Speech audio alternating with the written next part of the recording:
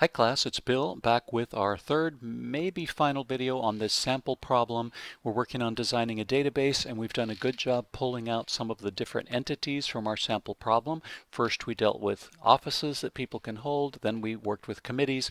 What we have left to deal with is kind of a sticky wicket about dues. So the first thing we want to look here is, what the heck is going on here?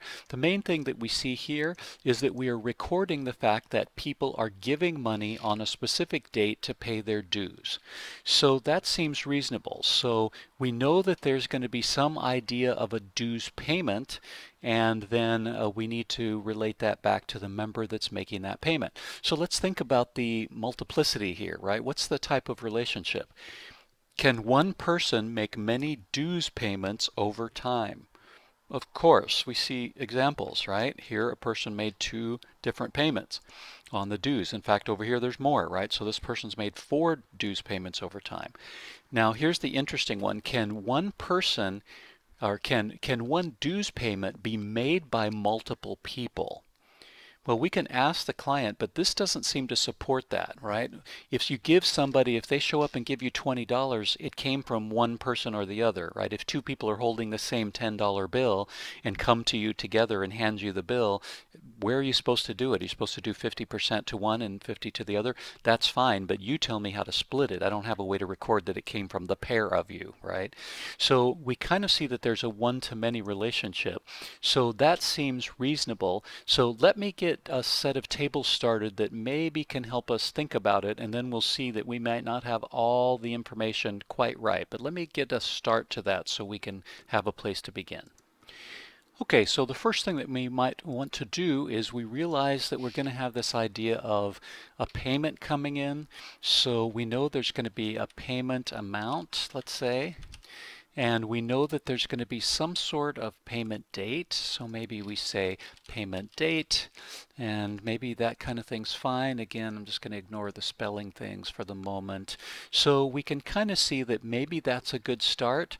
And also, because it's a one-to-many relationship, we know that we're going to need a foreign key here, right? We're going to need to have what member made the payment, and it's going to be on the many side. So that's going to be another thing that goes over here, and that's going to be the member ID who made the payment, and that seems reasonable. Now here, what do we want to use for the primary key? The payment amount isn't necessarily unique. 2 different people could make the same amount of payment. The date's not necessarily going to be unique because you're probably having common days when you have meetings when more than one person makes a payment. So neither that nor that seem like good primary keys. What about the pair of them?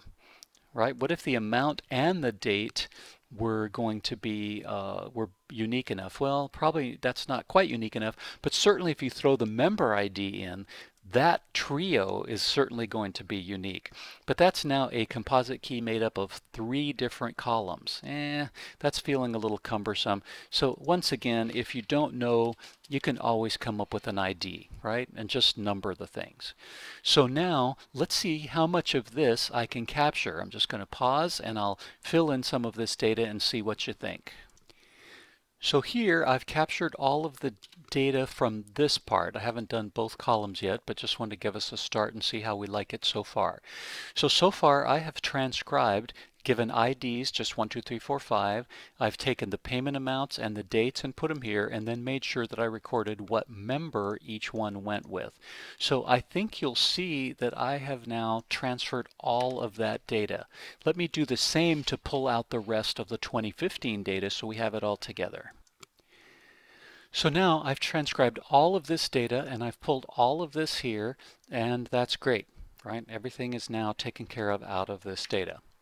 Okay, so have we done everything that we needed to do? Well, if we're really paying attention, there is a problem that we haven't really solved. Where does this data go? Where do we put this? Well, we kind of maybe took care of a little of the 2016 and 2015 thing because the dates were in one year or the other, but we really have not captured everything because where does that go? Where does the fact that in 2016 $20 of dues were owed, whereas in 2015 $15 of dues were owed. Because in the end, while we can learn in the future some way to add this stuff up, right? This member has paid a total of $15, and yes, that was due that year, but what if they haven't paid their $15? Right? What if they are short on their dues? And how would we know that? How could we do the math if we don't know what they owed? So we actually haven't quite captured everything that is going on over here, right? What we're lacking is this idea of what dues were owed on what, for what dues year, right? So we really need to pull out that into a separate table. So let me pull that out real quick for us. Okay, so now let us do in dues owed, we'll have something called year, and then maybe another column called amount. So we can now record that in year 2015, the amount of dues that were owed were $15. In the year 2016, the amount of dues owed were $20. Now we've recorded this thing, right? Now we've actually got this part all recorded and they're all here. So this table is now looking darn good because now everything fits. It's just member data. That's actually looking pretty good. But we still have an issue to think about here. First, what are we going to use as a primary key here? Well, year seems pretty reasonable, right? That seems pretty reasonable. So we don't even need this other column at all. But there's one other thing I want us to think about.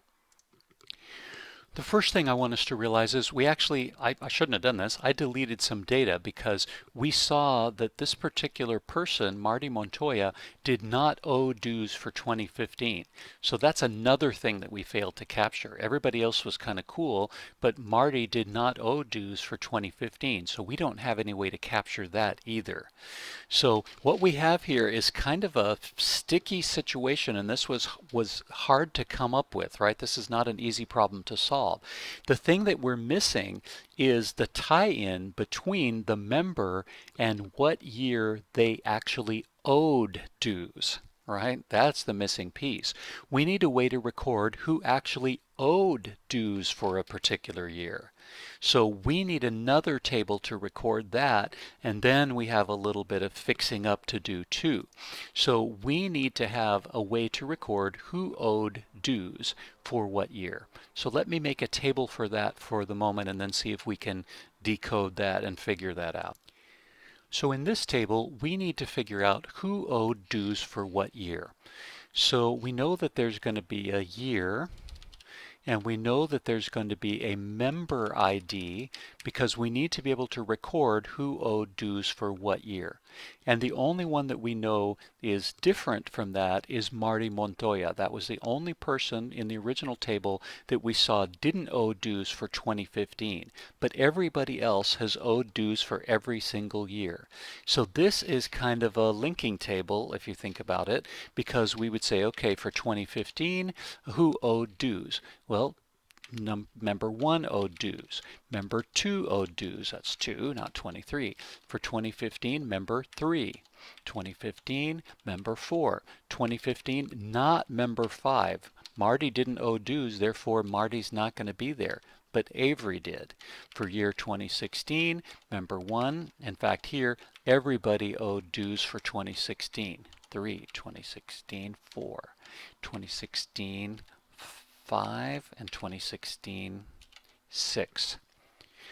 So this is kind of new, right? This is kind of an interesting thing. Now we have a way to know who owed dues for this year. In fact, this is sort of the master table. This is the parent table, and this is sort of a foreign key, right? This becomes not only that, but also a foreign key into this table up here, right? So that is also a foreign key because year turns out to be kind of an important thing. That's the primary key. This becomes a foreign key.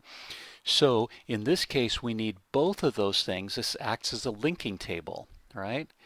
So we could use both of those things as a primary key composite, right? So now we know who owed the dues for what year, and we also know, right, who owed them. That's listed here, and this is just an overall note of the dues that were charged by the organization for a specific year.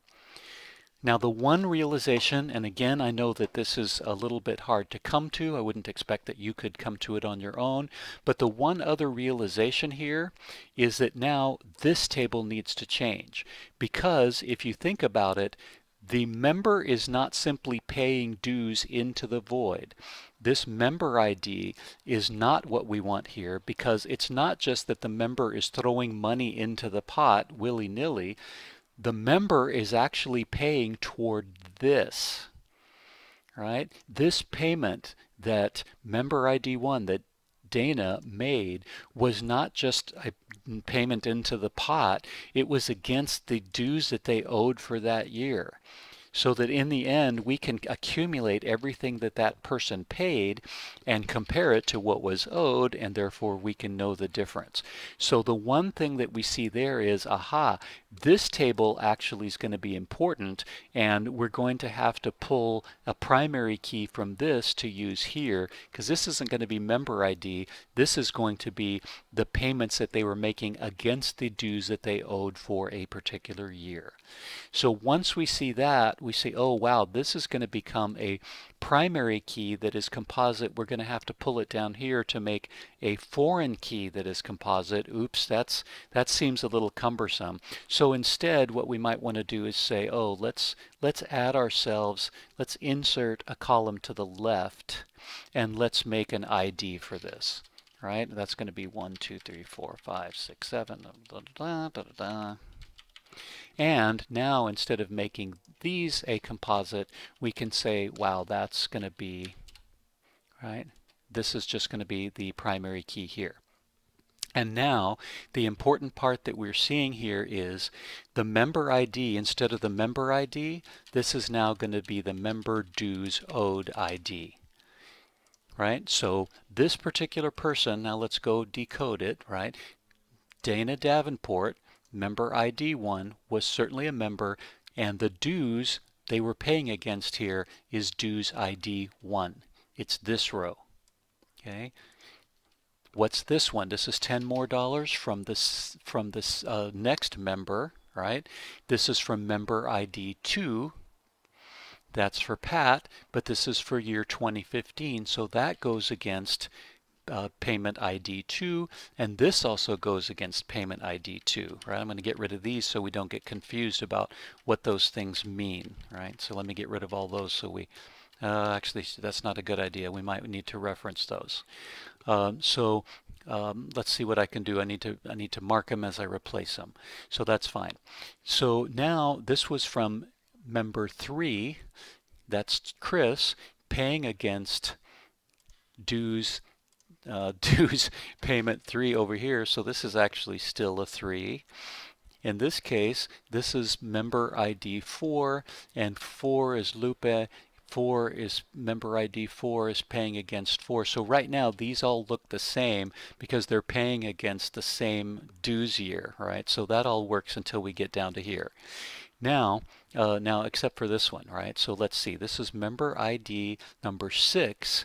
That's Avery, and Avery's paying against number 5. So notice that one is different, right? So now, right, now all these are going to be different because this is member number 1 here, but now paying for the 2016 dues, which is now going to be here. So this one is going to be entry number 6. So now these people are now paying against their 2016 dues. So now we have to go through and say, okay, this is member number 2, but paying against 2016 dues, that's going to be 7. Member number 2, 2016 dues, that's 7. This is member 4, paying against number 9. Right? So we basically have to go through and mark all of these things carefully. And here is member number 5 paying against their 2016 dues. That is row number 10. Member 5, 2016 dues, 10. Right? So I realize this one is a tough one. This is a hard one to figure out, but this is going to be a foreign key into here. So even though it's a bit complex to figure out, we have recorded now all the information properly. This is the amount that was owed per year for any member. This is who owed those dues, noting that we don't have an entry for member number 5 because member number 5 didn't owe any dues. So we've left Marty out of the linking table. And then we have dues payments that are being paid against their tab for that year. Right? They owed the dues for that year, they owed that amount of dues for that year, and they've made payments against that. So now in the long run we can do all the math that we need to do in figuring out what did they owe, how much have they paid, what's the difference. All of that stuff can be figured out. Now, if you followed the first two well, where we pulled out the committees and the offices, then that's super great, right? That's fantastic.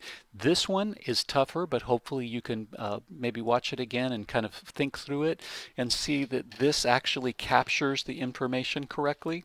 But this one is definitely a tougher problem to solve.